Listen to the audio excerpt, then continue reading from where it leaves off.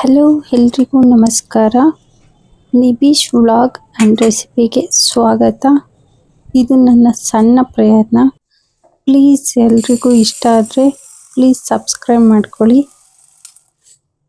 ಕಡಲೆಬೇಳೆ ವಡೆ ಮಾಡ್ತಾಯಿದ್ದೀನಿ ನಾನಿವತ್ತು. 1 ಗ್ಲಾಸಷ್ಟು ಕಡಲೆಬೇಳೆ ತೊಗೊಂಡಿದ್ದೀನಿ. ಹಾಗೆ ಅದನ್ನು ನೀಟಾಗಿ ವಾಶ್ ಮಾಡಿಕೊಂಡು ನೀರು ಹಾಕಿ ನೆನೆಸಿ ಇಡ್ತಾಯಿದ್ದೀನಿ ಒಂದು 2 ಅವರ್ಸು.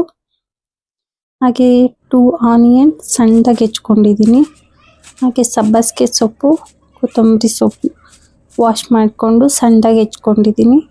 ಒಂದು ಪಾತ್ರೆಗೆ ಆನಿಯನ್ ಹಾಗೆ ಸಬ್ಬಸಿಗೆ ಸೊಪ್ಪು ಮತ್ತು ಕೊತ್ತಂಬರಿ ಸೊಪ್ಪು ಸಣ್ಣದಾಗಿ ಹೆಚ್ಕೊಂಡಿರೋದು.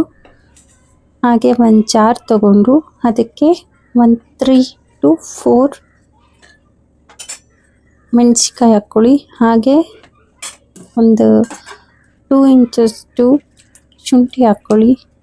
120 ಬೆಳ್ಳುಳ್ಳಿ ತಗೊಂಡಿದ್ದೀನಿ.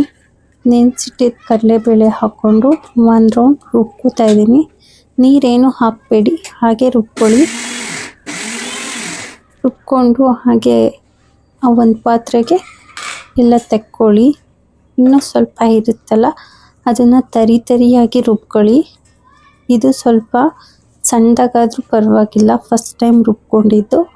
ಇನ್ನೂ ಸರಿ ಹಾಕ್ಕೊಂಡು ರುಬ್ಕೊಳ್ಳೋದು, ಸ್ವಲ್ಪ ತರಿಯಾಗಿ ರುಬ್ಕೊಳ್ಳಿ. ಫುಲ್ಲು ಸಣ್ಣದಾಗಾದರೆ ಅದು ಬೋಂಡದ ಹಿಟ್ಟು ಥರ ಹಾಕ್ಬಿಡುತ್ತೆ, ವಡೆ ಥರ ಬರಲ್ಲ. ಅದಕ್ಕೋಸ್ಕರ ಒಂದು ಸ್ವಲ್ಪ ಕಡಲೆಬೇಳೆ ಕಾಣೋ ಥರನೇ ರುಬ್ಕೊಳ್ಳಿ.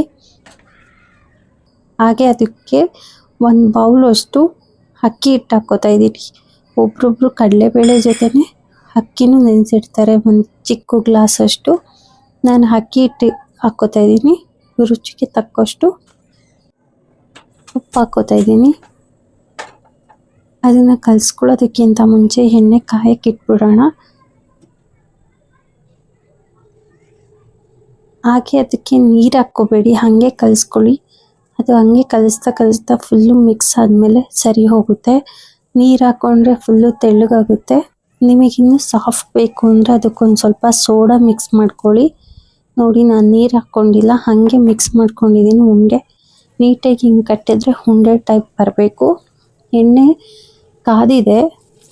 ಎಣ್ಣೆ ಕಾದಾದ್ಮೇಲೆ ಉರಿ ಜಾಸ್ತಿ ಇಟ್ಕೋಬೇಡಿ, ಸಣ್ಣದಾಗಿ ಮಾಡಿಬಿಟ್ಟು ಅದಕ್ಕೆ ನೀಟಾಗಿ ತಟ್ಬಿಟ್ಟು ಹಾಕಿ.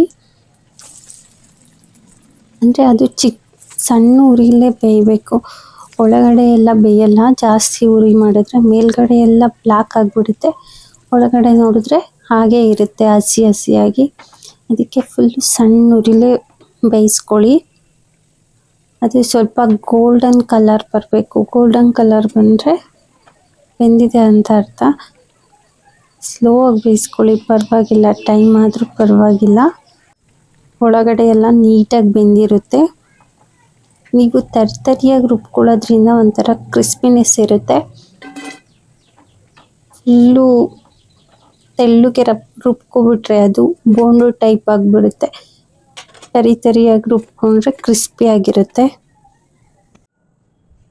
ಯಾರಾದರೂ ನನ್ನ ಚಾನಲ್ನ ಹೊಸ್ದಾಗಿ ನೋಡ್ತಾ ಇದ್ದರೆ ಪ್ಲೀಸ್ ಸಬ್ಸ್ಕ್ರೈಬ್ ಮಾಡ್ಕೊಳ್ಳಿ. ನನ್ನ ಒಂದು ಚಿಕ್ಕ ಪ್ರಯತ್ನಕ್ಕೆ ಲೈಕ್ ಕೊಡಿ. Thank you so much. ಹಾಗೆ ಅದು ಕಾಫಿ ಜೊತೆ ತಿನ್ನೋಕ್ಕೆ ತುಂಬ ಚೆನ್ನಾಗಿರುತ್ತೆ. Thank you.